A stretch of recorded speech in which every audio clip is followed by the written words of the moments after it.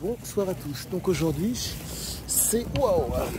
Donc aujourd'hui, ça va être lecture sur Dust. Il s'avère que là, je suis extrêmement content.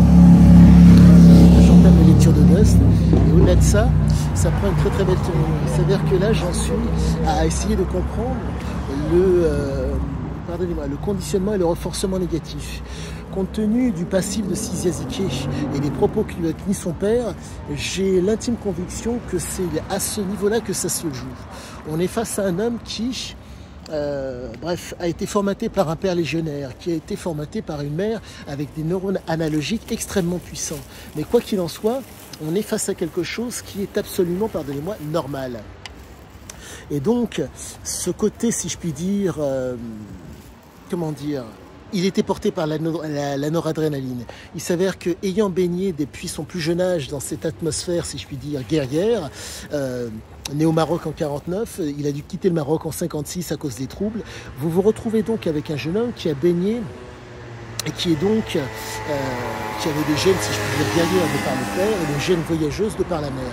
Donc vous vous retrouvez avec un jeune homme qui ne pouvait déroger à son, si je puis dire, à son atavisme. Résultat, l'aventure s'explique d'autant plus. Et donc le conditionnement et le renforcement négatif fait que vous êtes face à un jeune homme qui ne peut en aucun cas, il ne pouvait en aucun cas déroger à ce qu'il était et tout s'explique.